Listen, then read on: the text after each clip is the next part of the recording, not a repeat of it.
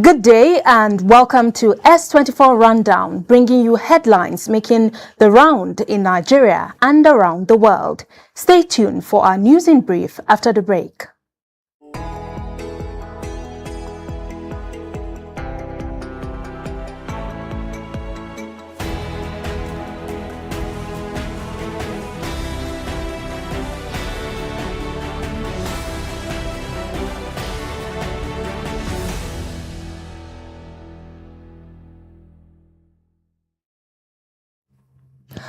We begin with politics.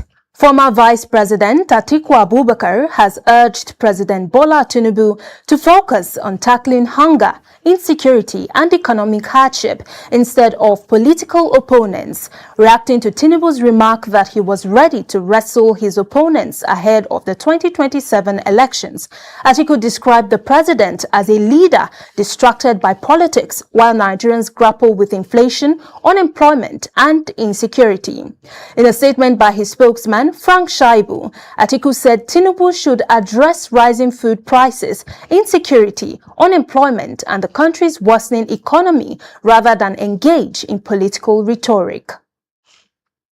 Meanwhile, the Take It Back movement has announced a nationwide protest on August 5th, tagged the Festival of the Oppressed, over rising insecurity, economic hardship, and alleged suppression of civil liberties. In a statement signed by its national coordinator, Juwon Shonye-Olu, the group accused the federal government of failing to address insecurity, the high cost of living, and growing hardship across the country. It also alleged that the Cybercrime Act is being used to silence critics and called for improved wages for workers, including security personnel, teachers and healthcare workers. Among its demands are improved security, the release of political detainees, repeal of the Cybercrime Act, implementation of a 500,000 naira national minimum wage, and measures to reduce the cost of living. The group urged Nigerians to participate peacefully in the planned protest, saying it is a call for accountability and democratic reform. Now, about 78 federal government ministries, departments and agencies have set aside nearly 400 billion naira in the 2026 budget for projects including community halls, mosques, traditional rulers' palaces, market squares and civic centers. Analysts say many of the projects are outside the statutory responsibility of the agencies involved and question their relevance at a time of economic hardship. They argue the funds will deliver greater impact if redirected to priority sectors such as healthcare, education, security, roads and power, while also calling for stronger oversight and improved fiscal discipline. Now, the federal government says it will leverage artificial intelligence, biotechnology, robotics, genomics, and other digital technologies to strengthen Nigeria's food security and modernize agriculture. Speaking at the 9th Africa Agricultural Science Week in Abuja, Minister of Agriculture and Food Security, Senator Abubakar Kyari, said Nigeria is committed to building a globally competitive, climate-smart and digitally enabled agricultural sector. He noted that the government will focus on research, innovation, private sector investment, human capital development, and stronger partnerships to drive productivity and economic growth. Now, turning to global matters, the United States says it will discontinue routine visa services at its embassy in Abuja from August 1, 2026 as part of a broader restructuring affecting 25 diplomatic posts across Africa. The U.S. State Department says the move is aimed at strengthening security, improving efficiency, and centralizing visa processing at regional hubs.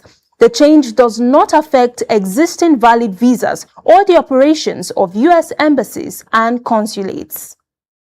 For Nigerian applicants, routine visa services will continue at the U.S. consulate in Lagos, which has been designated as one of the regional processing hubs. Now, still on the international scene, Australia's internet safety regulator has launched legal action against Telegram, alleging the messaging platform failed to remove extremist content linked to major terror attacks, including the Christchurch and Buffalo shootings. The regulator says Telegram ignored reports about several pro-terror posts and failed to remove most of them or suspend the accounts involved. If found in breach of Australia's online safety laws, the platform could face penalties of up to 54.6 million Australian dollars. Telegram has rejected the allegation and says it will challenge the case in court, insisting it has blocked thousands of extremist communities this year. Now moving on to business news with Shukra Uni. Hello, Shukra. Hello and welcome to your business update. Let's start with the headlines. Dangote Cement first half profits hit 638.5 billion naira. Okonjo-Iweala urges deeper Nigeria reform. Afreximbank has launched trade platforms in Zimbabwe and Malawi. Lastly, Shell reports a resilient Q2 performance. Now, let's discuss the details. Dangote Cement has reported a profit tax of 638.5 billion naira for the first half of 2026, alongside a 62.3% increase in cement exports. The company attributed the strong performance to increased demand across its African markets and continuing expansion of its export business. Analysts are saying the result will reinforce the company's leadership in Africa's cement industry while supporting Nigeria's drive to boost non-oil exports and foreign exchange earnings. Moving on, the Director General of the World Trade Organization, Ngozi Okonjo-Iweala, has called on Nigeria to deepen its economic reforms to unlock greater investment opportunities and achieve sustainable growth. She said consistent implementation of reforms, stronger institutions, and improved infrastructure will be key to attracting investors, boosting productivity, and creating jobs, while positioning Nigeria to maximize opportunities under the African Continental Free Trade Area. In other regional developments, the African Export-Import Bank, Afreximbank, has launched national trade and distribution platforms in Zimbabwe and Malawi.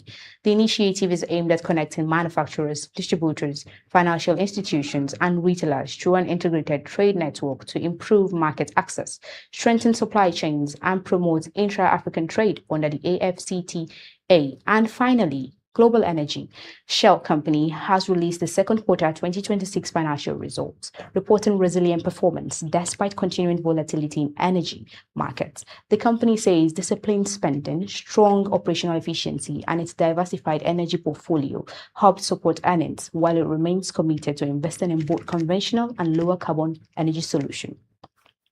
That's it on Business Update. Gloria Atana Abubakar Drake will be joining you for newspaper review. Stay with us.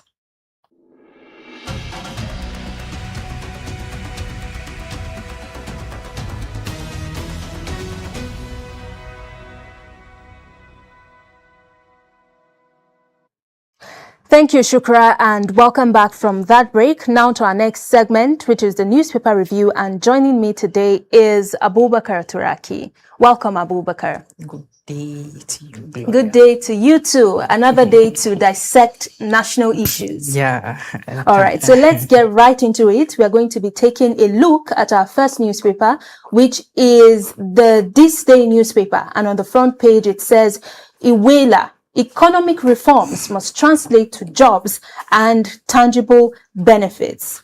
Now, that's what the Director General of the World Trade Organization is saying. So is Nigeria's current reform agenda, do you think it is achieving that goal currently? I think she could have just added economic reform must translate to job, tangible opportunity, and better future for our children. Yeah, but it's quite the same thing. It's quite the same thing, but I wanted them to include that thing so that the message could go directly to Nigerians.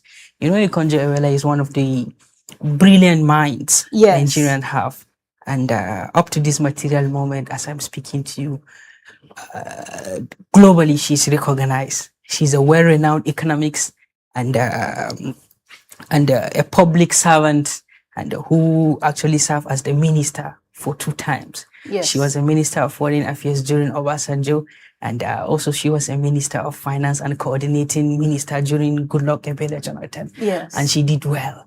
And currently, after she left, she was appointed as the Director General of World Trade Organization. This is a good one. This is to tell you she have a very, very good track record. Yes, indeed. And yesterday or day before yesterday, what she said at I think Imagine Economic Meeting that held in Abuja, it was really fantastic. She came up with some solutions to what's exactly affecting most of the Nigerian problem, and even the reforms brought by the current administration of the APC, yes. which when they came on their very first day, they made it clear to Nigerians that the subsidy has gone, yes. which is one of the most misleading statement from the ruling party. Okay. Yeah, according to Nigerians.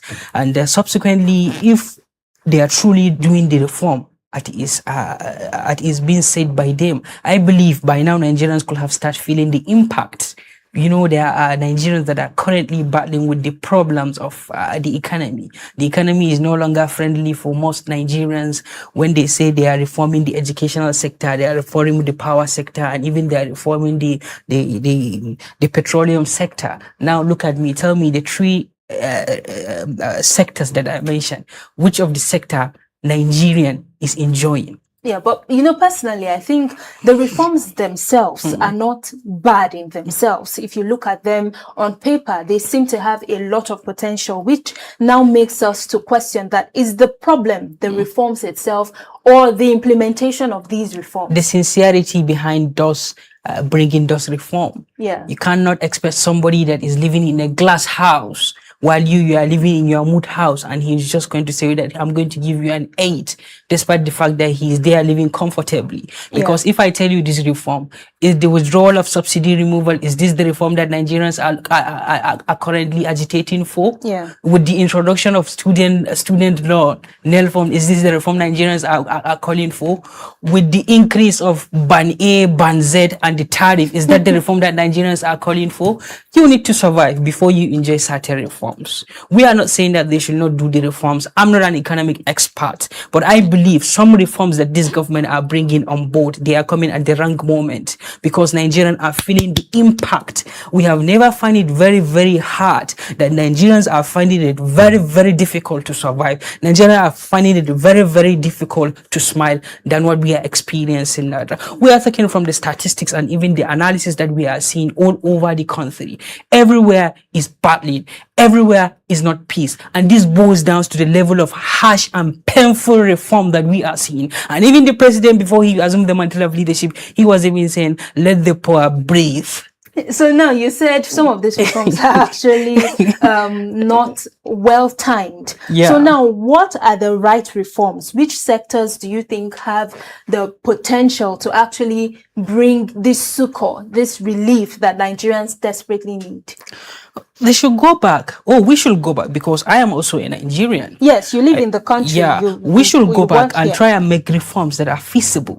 We should not just be listening to IMF, World Bank, and all those Bretton Woods institutions. Because I could remember Crystal Lagarde, who was, I think, the director of IMF, when they were about to bring reforms to America. And then, I think the Secretary of America tell Crystal Lagarde, who are you to bring reforms to America? We should not just be listening to them. I think we are big enough. We have technocrats, we have economics, we have political scientists, we have doctors, and every sort of profession that they can at least come up with some reforms. But the greedy level of our leaders, who are always dancing to the tune of the Western people, because they knew that they cannot do without borrowing. That is one of the major reasons why they are always subjecting to their own prescription. We want to borrow you money. Okay. Fraud down your naira, withdraw subsidy on education, withdraw subsidy on electricity, withdraw subsidy on healthcare system. These are facts that are all over there. Common Nigerians cannot go to public hospitals and receive the best medical care. Yeah. Now does that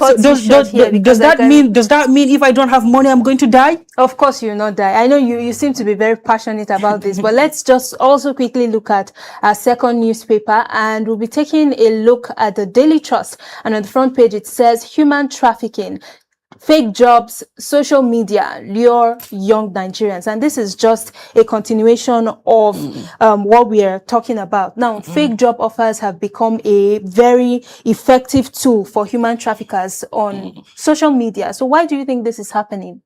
It's really bad. I could remember, I was not born, but based on the stories we got from our elderly and grandparents, they used to tell us in the early 1960s, 70s, and even 80s, and even 90s, when Nigeria was Nigeria, when Nigeria was the giant of Africa, when Nigeria sneezed, the entire African countries catches cold. They used to tell us that this boils down to the level of bad leadership that we are experiencing. If you have at least a kind of like conversation with an American person, like American citizen, I don't think if he really believed that there is no any country that is best for him to live than America. But now look at it. The level of people that are going outside looking for greener pasture is high. The level of people that are going out, they wanted to go out of this country either by hook, line, and sinker is really high. And those people, they are using that thing because this is a kind of like a trap. They will come into social media because, you know, today, I think, is it today or yesterday is International Day of Human Trafficking, according to NAPTIP. And they have clearly understand that with the level of mentality young Nigerians have, which I'm also include the Gen Z mentality that we have, people, whenever you see something, oh, I will just quickly rush and go and apply, not knowing that you are subjecting to yourself in the neo-colonialism or neo-imperialism. Because if you leave this country in a very illegal manner, you may end up being a slave. Yeah, but I think the conversation is not just about the illegal means. We are also talking about the fake jobs and human trafficking. What signs should young people look out for to be able to identify that, you know, the moment they see a job advert, they know this is a scam, I should avoid it? Well, they should be wise enough to differentiate between yellow and black, red and blue, white and red. And whenever you see, it's not bad if you see job offer online, you can apply. If you're lucky, you can have it. But this kind of like a job that you normally see online, they are kind of like a scam. There are people that are trying to lure younger Nigerians in order to apply. Maybe if you come across any job offer, why don't you go through it, check whether if they have office in your state, go to them, or if it is outside this country, go to the embassy of that country. Make sure that this is legitimate and do not indulge in any financial misconduct that they will just tell you, bring so amount of money, we are going to help you fast track this kind of things. And this is actually a shameful thing to Nigerian government. Because if Nigerian government failed to secure job for its citizens, there's no presence of government. Please permit me to take two minutes. Let me explain something. We just realized, okay, 1 minute. We just realized there's a kind of like class difference in Nigeria. With due respect and apology, if you belong to first class, that is class A, you can either secure appointment with NNPC, CBN, FRS, and the rest. If you belong to class B, you can either secure appointment with EFCC, DSS, and the rest. Then if you belong to class D, it's either you go for teaching, police, correctional center, NCD, custom, and the rest. Why the class difference? Are we not Nigerians? We have all the necessary qualification to work everywhere. Why the class difference? These are the kind of things that are actually bringing Nigerians. Sometimes I feel like crying because of this country's problem. Thank you so much, Abubakar. I just have to put a pause to this conversation. Thank you so much before I boost out. I have to put a pause to this conversation, but you've made very important points here. And the truth is that the family system, our communities, we all have to work together to ensure that we help protect our young people, because as you always say, they are the future of tomorrow. Thank you so much for coming. Building a community requires a collective solution. Yes, and that's all we can take on our newspaper review. Thank you for coming. Up next is S24 Report, coming right after the break. Stay with us.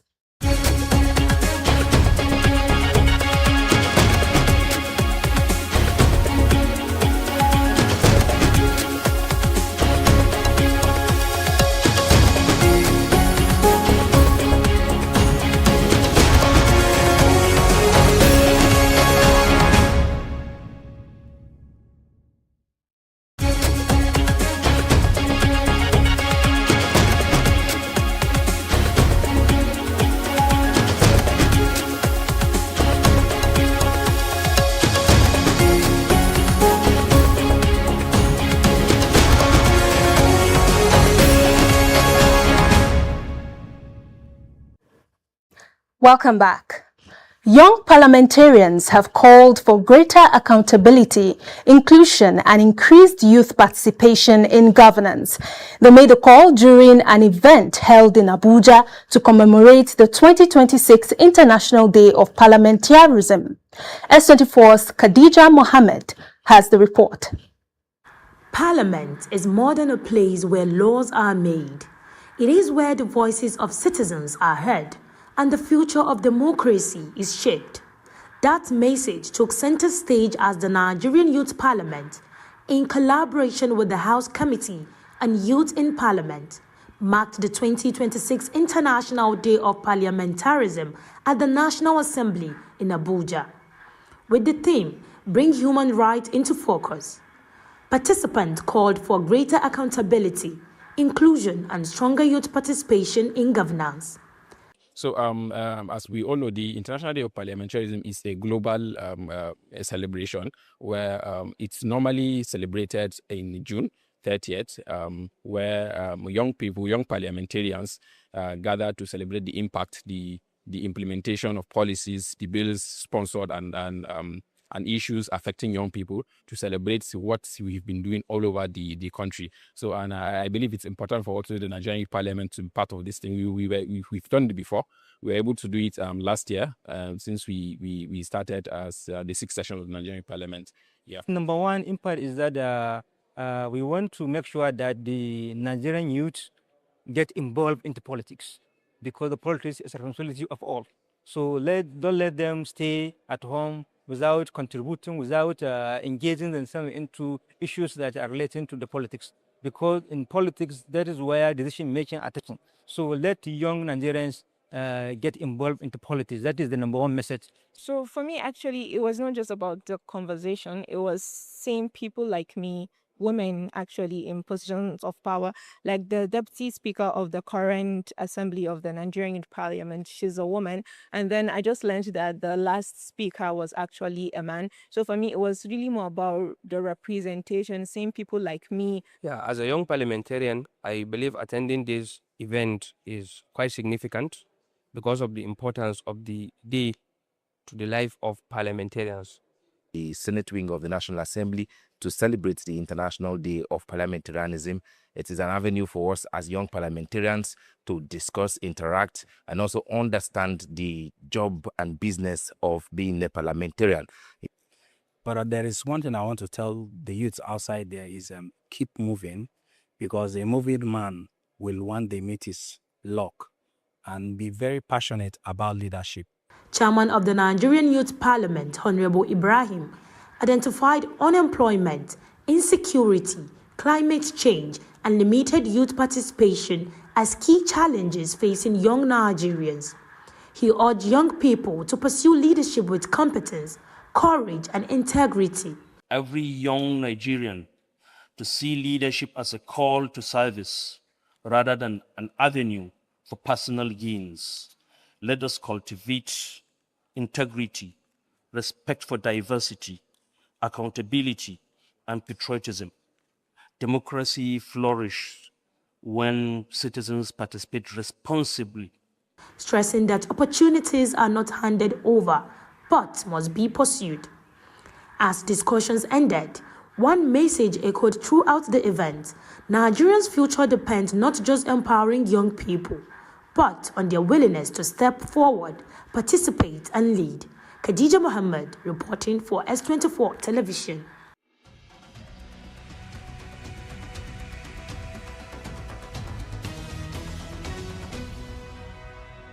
Welcome to Political Arena here on S24 Television. Nigeria is gradually approaching the 2027 general elections. Political realignments are taking shape across the country. One of the biggest developments in recent times is the emergence of a political alliance involving Peter Obi and Senator Rabiu Musa Konkoso under the platform of National Democratic Congress, NDC, coming on a joint ticket. Supporters describe the alliance as a formidable form that will challenge the ruling party in the forthcoming general elections in Nigeria, while APC believe that the coalition still faces some serious challenges and political opponents are yet there are yet there to face their own electoral hurdles. Can this partnership truly replace the Nigerian political system in 2027? What does this alliance mean from the opposition? Is Peter Obi and Rabiu Musa Konkoso willing to work in 2027? Joining us this afternoon is Mansur Umar Kurugu, spokesperson of Konkosia Movement. Mr. Mansur, welcome to Political Arena here on S24 Television. Thank you very much, Mr. Abakar. It's a pleasure to be here. I can see from your appearance, you are actually a diehard of Konkosia. Well, yeah, you're right about that, actually. I was almost being made in so many ways by Konkosia Movement, starting from my university degree where I studied in the university established by Senator Rabi Musa Konkoso in Kano State. It was called Kano University of Science and Technology those days. Now Aliko Dangote University of Science and Technology. And then, of course, after performing very well, because you have to do your part, I got a scholarship as well. That's under nice. the administration of Senator Rabi Musa Konkoso to have become a pilot and to have experienced a life Captain from Mansur. a different perspective. So that's where the captain came into being. So yeah, I'm not only a diehard member of Konkosia Movement, but literally I am like a son and breed of that particular movement. And of course, I'm seeing myself among the drivers of the movement now and in the future. So based on the little interaction we had here, you mean you are, when it comes to politics, you have ideologically driven? Absolutely, yeah. I strongly believe that politics should be for the people, and it should be able to address the critical needs, fundamental needs of mankind, not just for some few individuals. Politician. Yeah, not self-centered, but people-centered politics. So Well, yeah, that thank is you. why, despite being everything, I find Konkosia Movement as a platform And a that home. really align with my own belief, Interests. interests, and ideas. Yeah.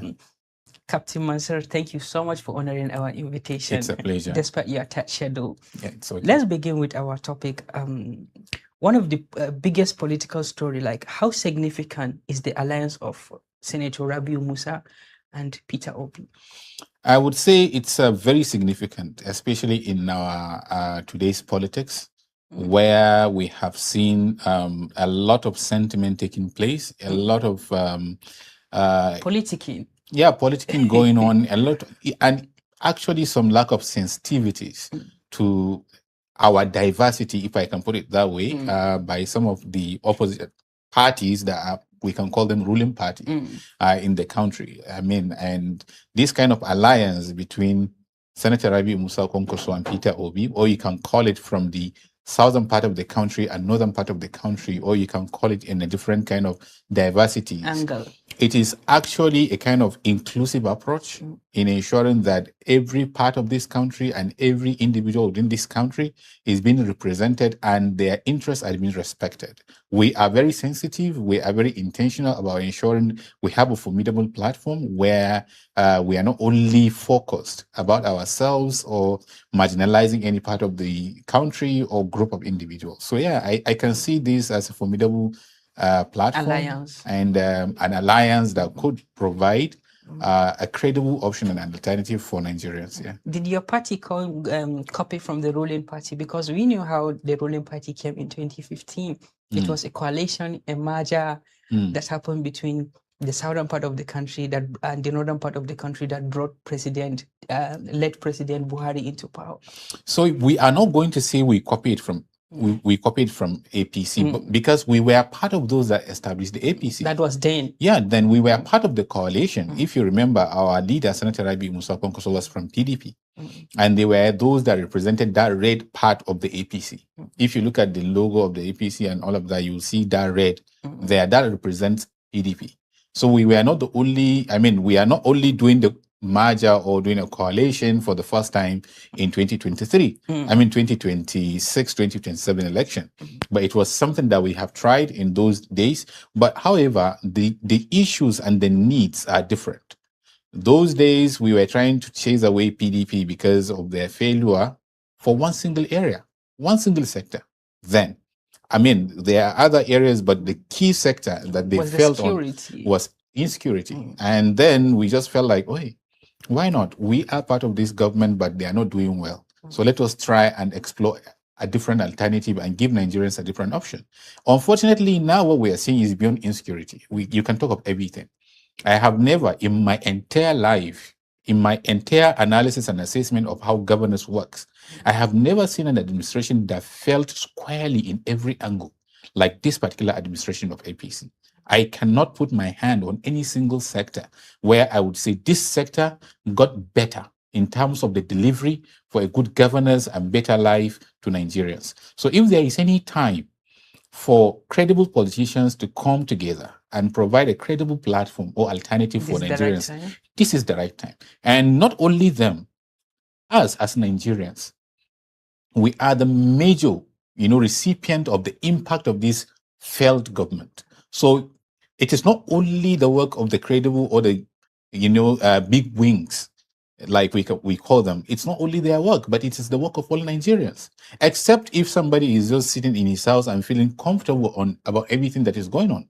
But so far, you are Nigerian like all of us, and you are feeling the impact. You must feel the impact, even if you're rich, because the same resources that you could have used to utilize and have your kind of way of life. Now you have to double it or even more. Much more than that. So it's not even a matter of we're just doing a coalition. Reality. It's a matter of survival. I call it this way. It's a matter of survival. If you really want to have a Nigeria that works for everyone, if you really want to have a purposeful leadership that seeks to benefit ordinary man, because in this particular administration, the only people benefiting are the big politicians, especially governors and those around them. That is why you can see, while everyday ordinary Nigerians are moving away from APC, our governors now, they are moving into APC. Why? Because the government is only working for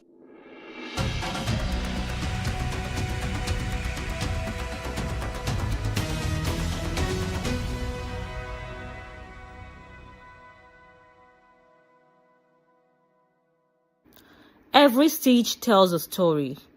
Inside this bustling workshop in Enugu, southeastern Nigeria, fashion entrepreneur Ifunanya Nwankwo transforms colorful fabric into elegant gili traditional head wraps that have become symbols of celebration and identity. Today, her business is thriving, but it wasn't always this way. The platform she credits is Santa Fe Africa. Santa Fe blew my business up. The first platform God uses, of course, I give glory to God.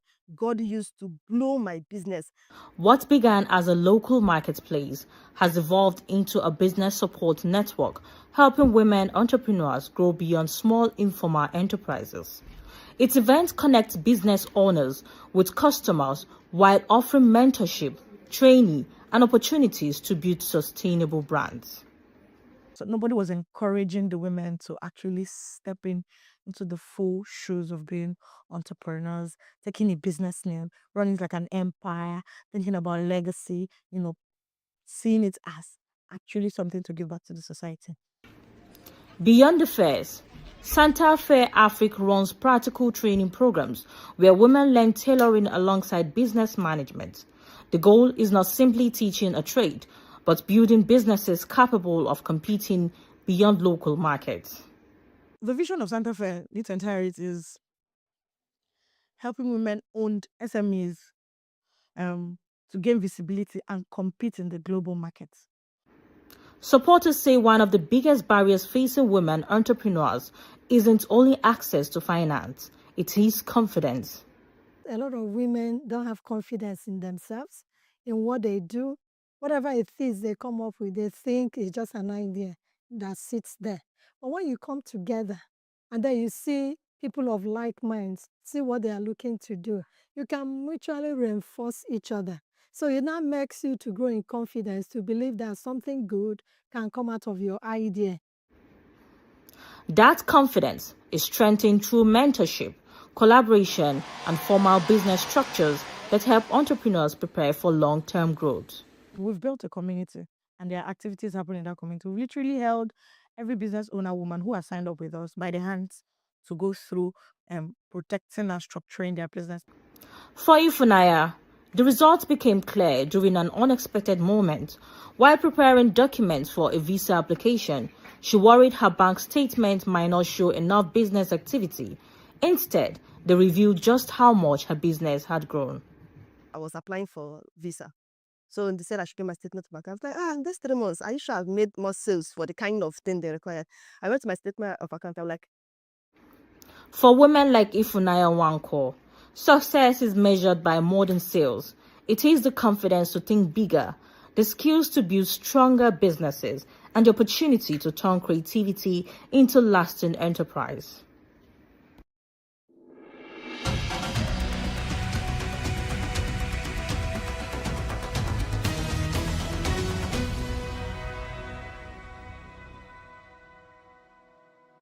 Hello and welcome to your security update.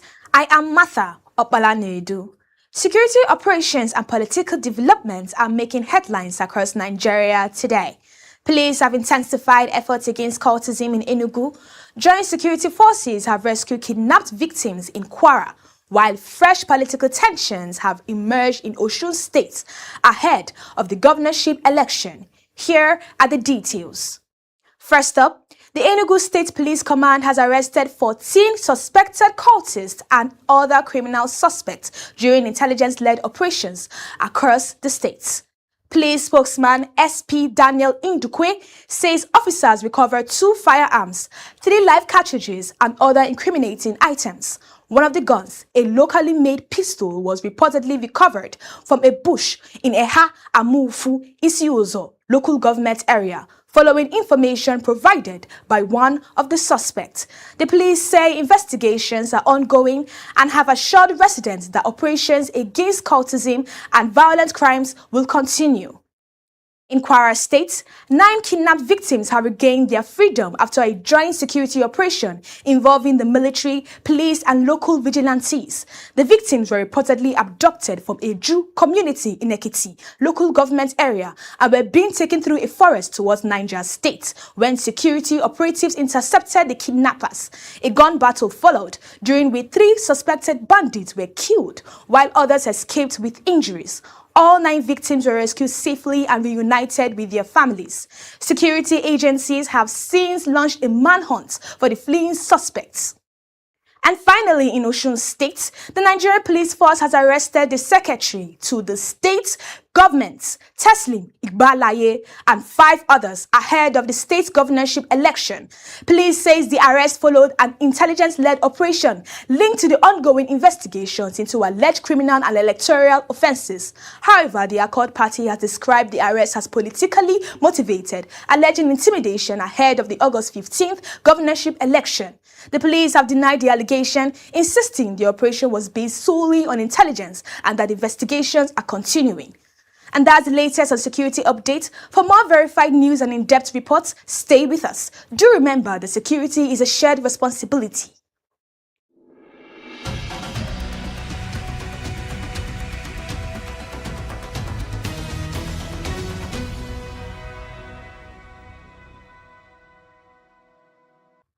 Technology is shaping industries, transforming businesses, and driving innovation across the globe.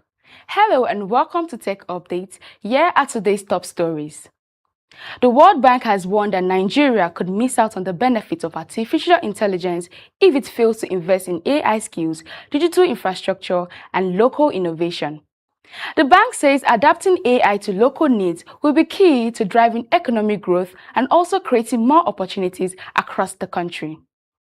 Meanwhile, 8 student-led startups from the University of Lagos have secured a total amount of 50 million naira under the federal government Student Venture Capital Grant.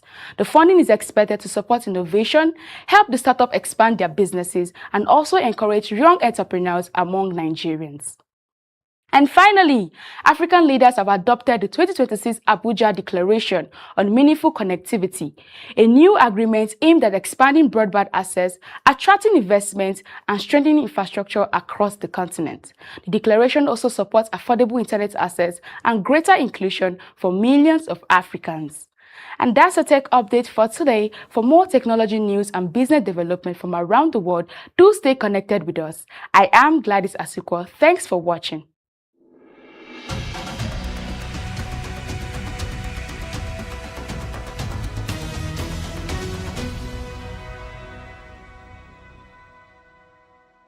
Hello and welcome to S24 Entertainment Update.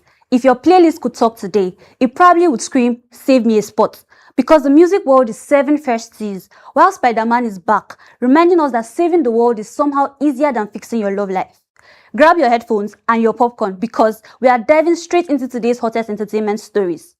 Afrobeat fans are already counting down after Benson teased what appears to be his first ever collaboration with Asake. The singer shared a 22-second clip from what appears to be a music shoot video, showing both artists on a stylish set while keeping the song title and release date under wraps. Even without many details, the teaser has sparked excitement online, with fans eager to hear what two of Afrobeat's biggest hitmakers can create together. If this drops soon, it could easily become one of the biggest collaborations of the year. Speaking of songs getting everyone talking, another Nigerian star is taking fans on a nostalgic ride with a familiar sound. Victony has released the first teaser for his upcoming single, Fine. While it's already creating a buzz, fans are eagerly anticipating the song's official release. The track clearly samples Orezi's 2013 hit, You Got It, blending old-school Afrobeat vibes with Victony's smooth and modern styles. Fans have welcomed the throwback sample, praised the fresh twist, and are eagerly anticipating the song's official release. Fine also builds momentum for Victony's forthcoming project, Star Life, proving he has no plans of slowing down. From chart-topping music to blockbuster movies, let's swing to the big screen where everyone's favorite web slinger is back in action. Spider-Man Brand New Day picks up another after No Way Home with Peter Parker, living lonely life after Doctor Strange erased him from the memories of MJ and Ned. While continuing to protect New York, Peter battles a mysterious, invisible enemy capable of controlling people's minds, all while struggling with the emotional weight of being alone. The film balances thrilling actions, heartfelt storytelling, reminding audiences why Tom Holland's Spider-Man remains a relatable one. Director Dustin Daniel Cretton delivers spectacular action sequences, while returning faces like Zendaya, Jacob Batalon, Mark Ruffalo, and John Bethany add familiar charm. Newcomer Sadie Sink also makes a strong MCU debut, leaving fans curious about what's next for her character. And that's your entertainment fix for today. Whether you are waiting for Benson and Asake to finally press release, continue counting down to Victony's Fine, or planning your next trip to see Spider-Man, there's plenty to look forward to. We'll be back with more celebrity buzz, music drops, and movie moments. Until then, stay entertained and keep the conversations going. I am Linus Kuyet, and thanks for watching.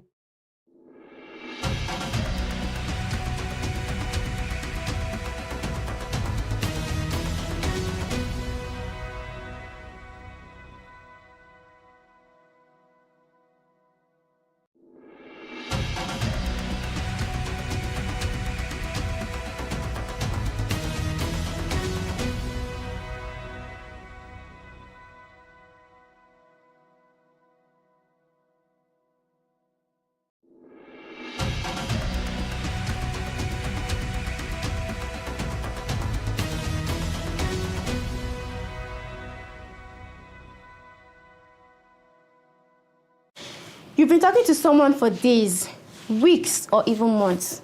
Everything seems fine. Then suddenly, they disappear. Your messages are delivered but never replied to. No explanation, no goodbye, nothing. So, why do people do this? The truth is, not everyone is good at difficult conversations. For some people, saying "I'm no longer interested" feels awkward. So they choose to disappear instead. They think silence is easier than explaining themselves. Sometimes, people ghost because they've already made up their minds and they don't want to deal with the other person's reaction. Others simply lose interest and move on without thinking about how the other person might feel. Social media has made ghosting much easier. These days, someone can unfollow you, block you, or stop replying with just one tap. It's quick, but it can leave the other person with so many unanswered questions. The problem is that ghosting doesn't just end the conversation. It leaves confusion behind. Instead of getting closure, people are left wondering, did I do something wrong? Was it something I said? At the end of the day, communication may be uncomfortable, but it shows maturity and respect. A simple, honest conversation can be much kinder than disappearing without a word.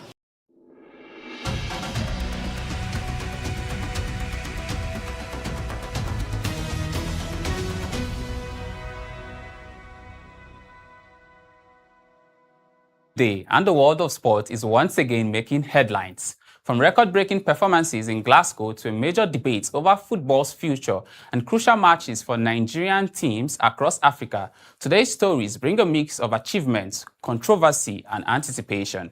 Welcome to Sports Update on S24 Rundown. I am Udokan Godspower.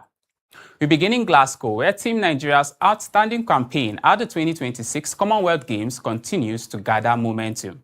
The country's medal tally has now risen to 7 gold, 5 silver, and 2 bronze medals, following another memorable day for its athletes.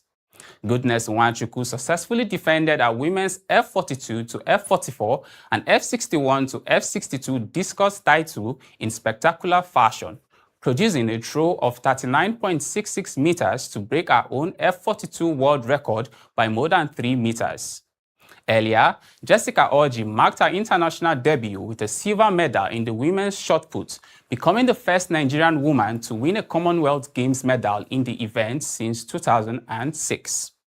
With another gold secured, attention now turns to one of Nigeria's biggest medal hopes as world record holder Tobi Amusun begins her quest for a historical third consecutive Commonwealth Games title in the women's 100 meters hurdles. And from the track, we move to football's boardrooms, where a major debate continues to unfold. FIFA President Gianni Infantino has defended the proposed FIFA Forward Enterprises project, insisting the new commercial structure will create more revenue for football development while keeping control of the World Cup firmly in FIFA's hands. However, the proposal continues to face resistance, with other football stakeholders joining UEFA in arguing that the World Cup should not be treated as a commercial investment. They have also raised concerns over transparency and the possible long-term influence private investors could have on the game. And moving away from football politics to football action, the Flying Eagles have another important assignment later today. The Nigerian side faces Togo in the WAFU Under-20 Championship, knowing that victory would secure an early place in the semi-finals after their impressive 4-2 win over Ghana in their opening day fixture. And finally, the focus returns to the Women's African Cup of Nations. Following their shock defeat to Malawi, Azizat Oshoala has urged Nigerians to keep believing in the Super Falcons, insisting that the team has the quality and experience to bounce back. The 10-time African champions now face the challenge of reviving their campaign as they continue their pursuit for a record-extending 11th WAFCON title.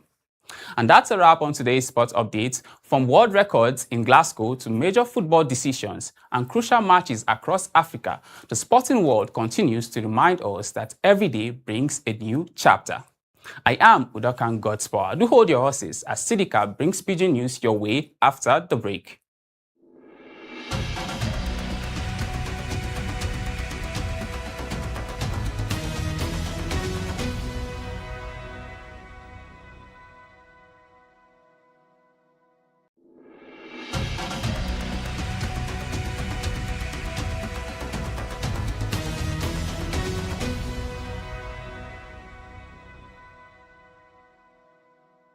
Una welcome again, my brothers, my sisters. Naija matter, e no need too much drama. Make we begin yarn wetin dey ground today. Former Vice President Atiku Abubakar don tell Oga Presido say make him face front, leave political drama alone. Im tell President Bola Ahmed Tinubu say make him face the hunger wey dey ground, insecurity and high cost of living. Make him for stop to dey pursue political opponents up and down. Atiku talk this one through im spokesman wey be Frank Shaibu after Tinubu talk say im dey ready to dey wrestle opponents for 2027 election. Atiku say make Tinubu focus on how food price go take fall, make jobs dey and economy for dey sharp, instead of to dey do political drama up and down. One activist group wey be Take It Back no announce nationwide protest for August 5. Contagan say the protest na festival of the oppressed. Their oga wey be Juwan Sanyaolu talk say they dey protest because cost of living don high, insecurity dey town, and government dey use cybercrime act take shut people mouth. They dey demand 500,000 minimum wage. They say make food price fall, make they release people wey dey catch for prison because of say they been talk for political matter, and make government for drop the cybercrime act. And like 78 federal government ministries and agencies don't set aside almost 400 billion naira for 2026 budget to take build things like town halls, mosque, palace, for king, market and civic centers. Financial experts don vex say dis kind project no concern the main work of those agencies at all. They con dey talk say if government for put dis money for hospital, school, road and light, e go better pass. For agriculture, federal government don talk say they go use artificial intelligence wey be AI, robotics, biotechnology and other digital tech take boost farming and end hunger for Naija. Minister of Agriculture wey be Senator Abubakar Kyari talk dis one for Abuja. He say Nigeria dey ready to make farming be like obodo oyibo own through research, technology and private sector investment. And for inside obodo oyibo, United States don announce say dem go stop normal visa processing for the embassy wey dey inside Abuja starting from August 1st, 2026. This move na part of their rearrangement across 25 diplomatic posts for Africa. Valid visas still remain valid, but any Naija person wey wan apply for normal US visa go now do am through the US consulate wey dey inside Lagos, no be Abuja again. And still for inside obodo oyibo, we see say Australia Internet Safety Regulator don carry Telegram go court. They say the app refused to delete violent extremist posts wey dey linked to big terror attack. They con say if Telegram lose the case, they go fit pay fine wey reach up to $54.6 million. Telegram sef con dey talk say they no gree with the charge and they don already block thousands of bad channels this year. My people, na here we go waka reach today, and until we jam again, my name na Sidika Yusuf.